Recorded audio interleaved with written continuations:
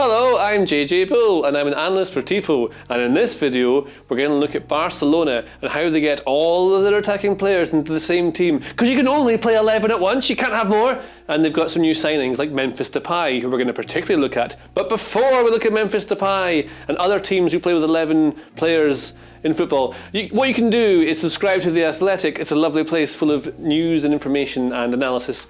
And what you can do is go there, it's athletic.com/Tifo Football, and you'll get some sort of offer. I think now it's like a month's free trial, so you can do that, and then you never have to pay for it again or read it. You can do whatever you like, it's free, just do what you want. And and in that you'll find such interesting articles as one about Memphis Depay and why his move at Manchester United didn't work very well. But we're going to come to that in the video as we examine some of the attacking options Barcelona have and how Ronald Koeman plays all of his new forwards and wingers in the same team.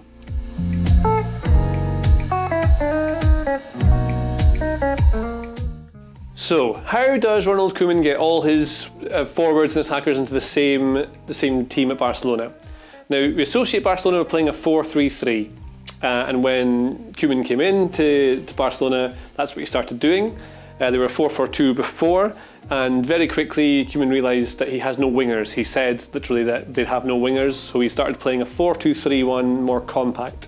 But most of this season they've been playing a 3-5-2, or last season I should say, the 2020-21 season.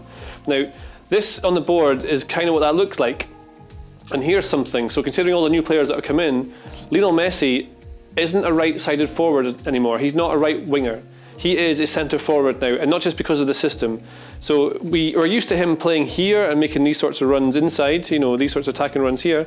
But now at Barcelona, he plays very much as one of two strikers. Antoine Griezmann has been the other. He's more of a second striker who drops deeper and moves around.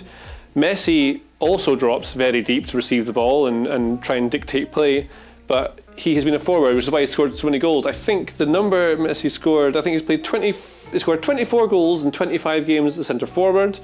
The rest of his games, he's played a couple maybe on the right wing. He's just not a right winger, so we need to think of him not as that, even though we're probably going to. Now, this is what it looks like, and the reason Koeman switched to a 3-5-2 in the first place, because he has no wingers, is because with his three, he has defensive stability with three centre-backs, look at the midfield, and he can play Jordi Alba, I should say, and Serginho Dest, he's very young, he's about 19, 20 years old, American, at right fullback, or right wing-back. So then your attacking winger is basically your defender, so that's what they're doing.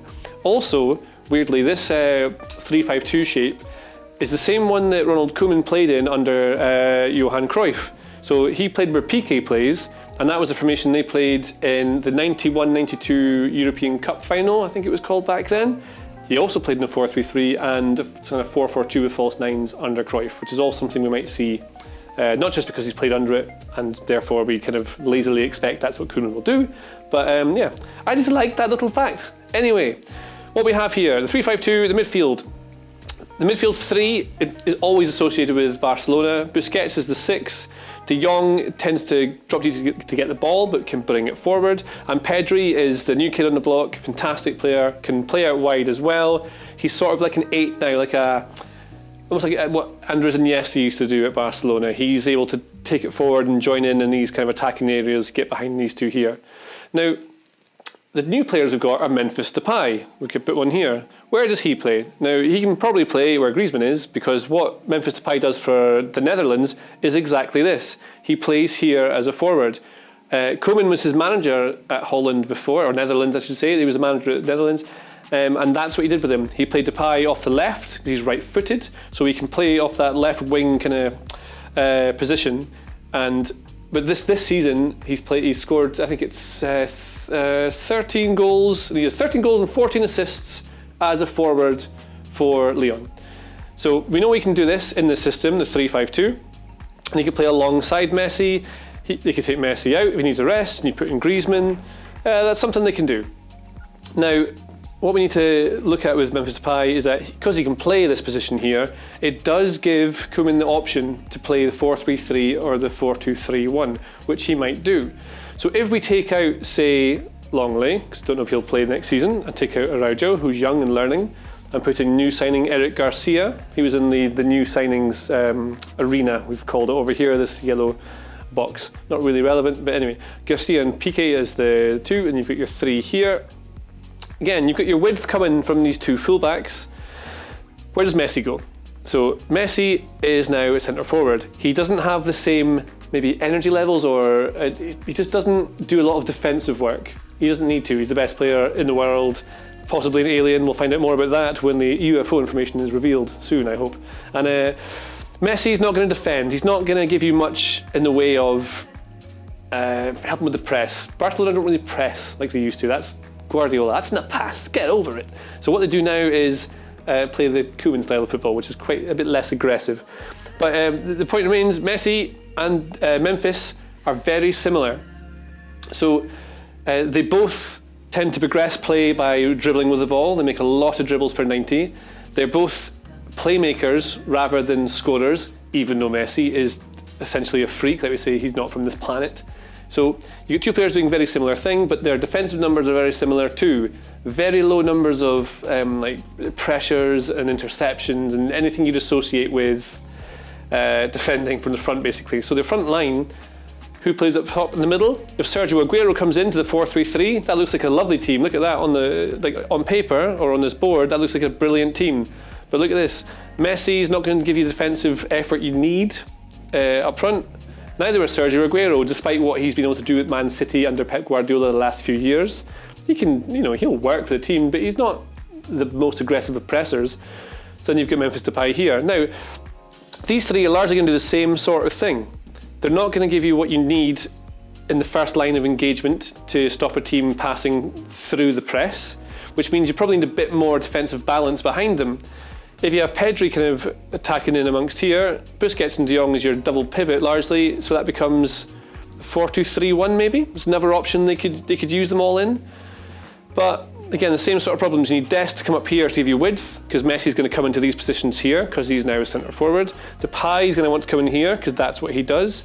Aguero can do anything around here, and then Alba's coming up here, and then straight away you see what the problem is. It's these massive, massive gaps that other teams can exploit.